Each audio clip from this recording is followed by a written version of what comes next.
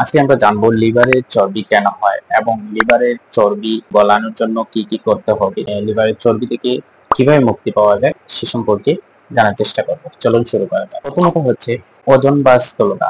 শরীরে যখন ওজন বেড়ে যায় তখন শরীরে চর্বি জমা হয়, লিভারেও চর্বি জমা হয়। তারপর হচ্ছে অতিরিক্ত চিনি এবং রিফাইন্ড কার্বোহাইড্রেট।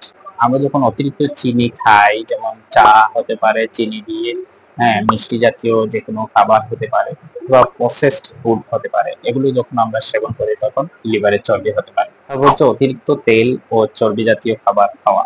অতিরিক্ত তেল যখন আমরা খাই, অতিরিক্ত চর্বি জাতীয় খাবার যখন আমরা গ্রহণ করি তখন শরীরেও ওজন বাড়তে পারে, শরীরেও ফ্যাট জমা হয়, লিভারেও ফ্যাট জমা হয়। যত পারা যায় কম খাওয়া উচিত। তারপর আরেকটা গুরুত্বপূর্ণ কারণ হচ্ছে অ্যালকোহল। অ্যালকোহল পেলে শরীরেও ফ্যাট জমা হয়, লিভারেও ফ্যাট জমা হয়। তারপর হচ্ছে ডায়াবেটিস বা ইনসুলিন রেসিস্ট্যান্স। যাদের ডায়াবেটিস আছে, অর্থাৎ যাদের ইনসুলিন কাজ করতে পারে না, শরীরে ইনসুলিন রেসিস্ট্যান্সি আছে, তাদের ক্ষেত্রে লিভারের চর্বি হওয়ার চান্স অনেক গুণ বেশি। এবং বেশিরভাগ ডায়াবেটিস রোগীর ক্ষেত্রে কিন্তু ফ্যাটি লিভারে চর্বি থাকে। তারপরে হচ্ছে কোলেস্টেরল এবং ট্রাইগ্লিসারাইড বেড়ে যাওয়া। এগুলো হচ্ছে লিভারের কিছু হরমোন। এই হরমোন গুলো একটা নির্দিষ্ট মাত্রা থাকে, এই মাত্রা থেকে যখন এগুলো বেড়ে যায় তখন লিভারে চর্বি হতে পারে। আরেকটা গুরুত্বপূর্ণ কারণ হচ্ছে শারীরিক ব্যায়াম না করা, শরীর চর্চা না করা। এটা খুবই গুরুত্বপূর্ণ।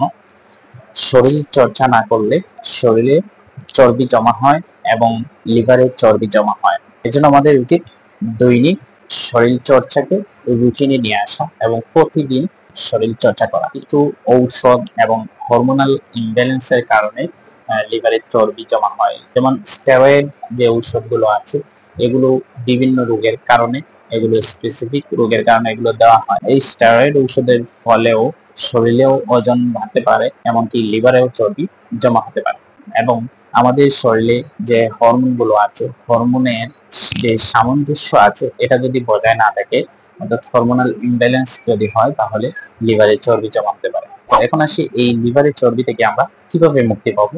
সর্বপ্রথম হচ্ছে আমাদের খাদ্যাভ্যাস আমাদের ঠিক করতে হবে, ফাস্ট ফুড ত্যাগ করতে হবে।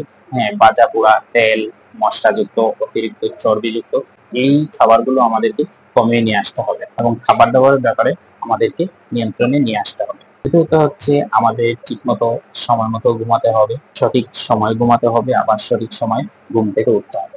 তৃতীয়ত হচ্ছে আমাদের দৈনিক যে শরীর চর্চা, এটা আমাদের রুটিনে নিয়ে আসতে হবে এবং দৈনিক আমাদের শরীর চর্চা এটা বাধ্যতামূলক করতে হবে। আমাদের অবশ্যই শরীর চর্চা ব্যায়াম করতে হবে।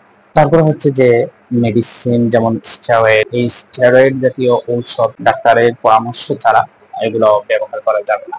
তারপর হচ্ছে আমাদের শরীর পরীক্ষা নিরীক্ষা করতে হবে, রুটিনলি চেক আপ করাতে হবে। প্রতি 6 মাস পর পর হতে পারে অন্তত আমাদের শরীরের যে ফাংশনাল যে টেস্ট এক্সামিনেশন যেগুলো আছে, একজন ডাক্তারের পরামর্শ নিয়ে অন্তত 6 মাসে একবার হলেও আমাদের এই টেস্টগুলো করে দেখা উচিত।